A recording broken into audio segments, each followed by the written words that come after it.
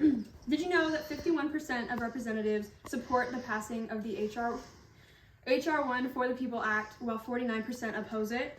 Today, my purpose is to inform you about some arguments associated with the passing of the HR 1 For the People Act.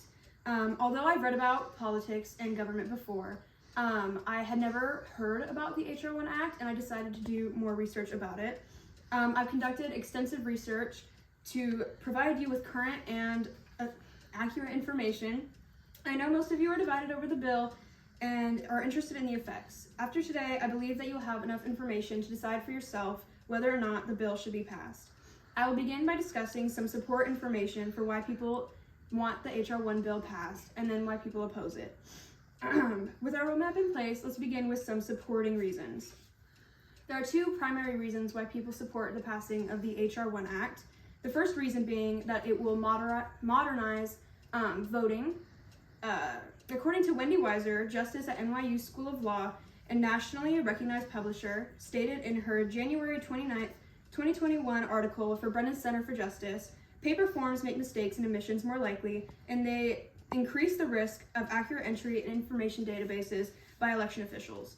What Weiser is saying is that modernizing voter registration will prevent mistakes made by outdated practices. The second reason comes from believing it will prohibit deceptive practices.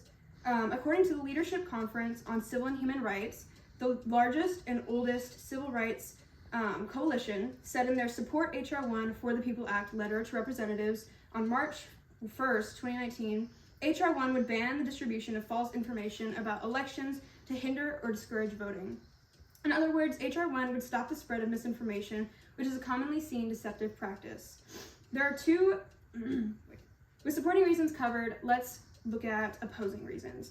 There are two primary reasons why people oppose the passing of the HR 1 For the People Act.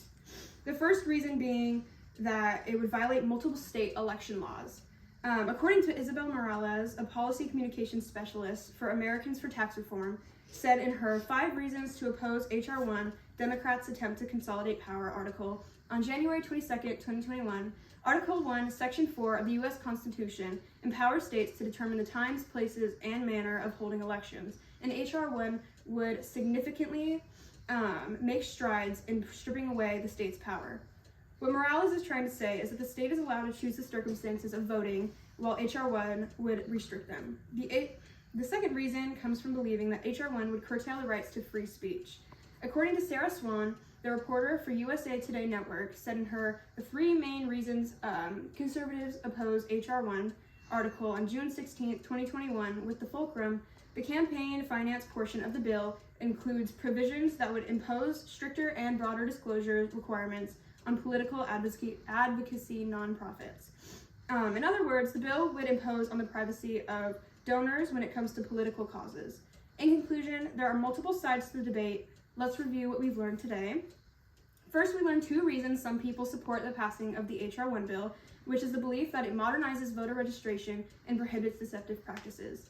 Second, we learned 2 reasons why people oppose the passing of the HR 1 bill, which is that it violates multiple state election laws and curtails the right to free speech. Now you have more information to help you decide which side to support and help you decide and help you understand why reps are so divided about the passing of the HR 1 For the People. And then you can kind of